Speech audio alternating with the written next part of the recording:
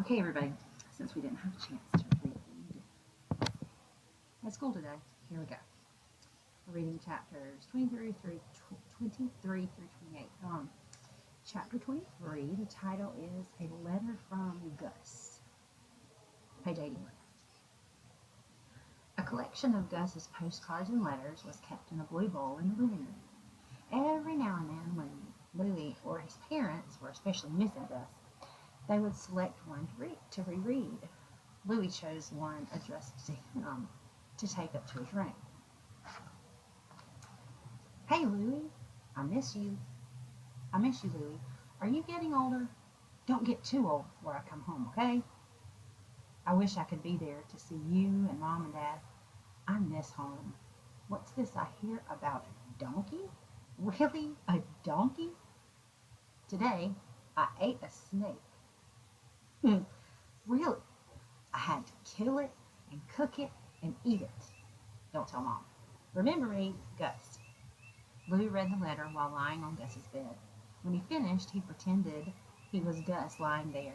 He kicked off his shoes from the back, and just like Gus did, he tossed a pillow over at his own bed, like Gus used to do. He regarded Gus's trophies lined up on the bookcase and Gus's baseball hats stained with sweat. Louis opened the closet and smelled the smell of Gus on his clothes. He chose Gus's favorite football jersey, the black and red one with number 21 on it, and put it on. He stood in front of the mirror and said, "I am Gus." And then he lay down again on Gus's bed and felt the enormous absence of his brother. Sorry, I have some people who are about to interrupt me. Now we're on chapter 24. Don't go.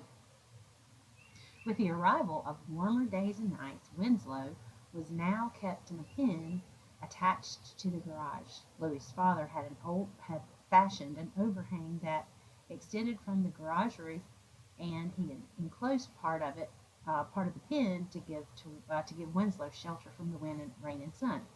Another solution would have would be Another solution would have to be found soon, because theirs was not a yard in which you could easily keep a donkey. Sounds like my yard, not very large. Not only was the yard too small, but it was also too close to the neighbors. Winslow was now practicing his braying, emitting croaky loud honks and hee-haws throughout the day. Neighbors begged for mercy. The donkey is a cute fella, I'll give you that, but the noise he makes gives me a migraine. Right here, behind my eyes. I think he was practicing a warning, Louis said, when a stranger is around. You mean a stranger like the mailman, a delivery man, a cat, a squirrel? Just all the time.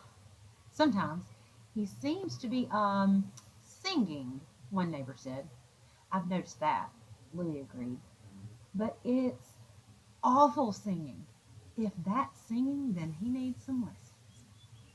Most annoyed was Miss Tooley, who lived next door on the opposite side of Mac and his family.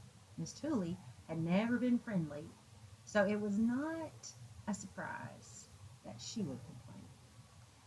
When when Louis's mother had taken a pot of soup to her one day, Miss Tooley said, "No, thank you. I don't like neighbor stuff." There was never a sign of Mr. Tooley, and only rarely were there visitors. I wonder why. In the fall, when Louis had offered to rake the leaves from her yard, she said, "Leaves, schmeaves, let them be."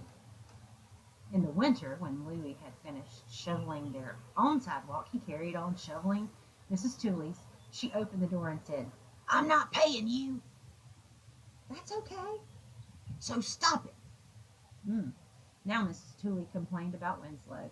She would fling open that kitchen window and shout, That donkey wakes the baby. Make it stop that noise." Mac's family did not complain, but Mac did mention that Winslow might prefer living with other animals.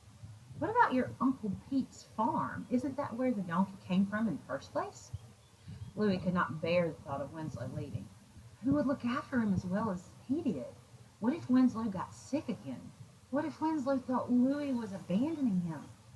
At night, Louie looked over at Gus's empty bed and thought, first Gus goes, now Winslow? Don't go, don't go, don't go, Louie whispered in his pillow. I'm going to have to pause this.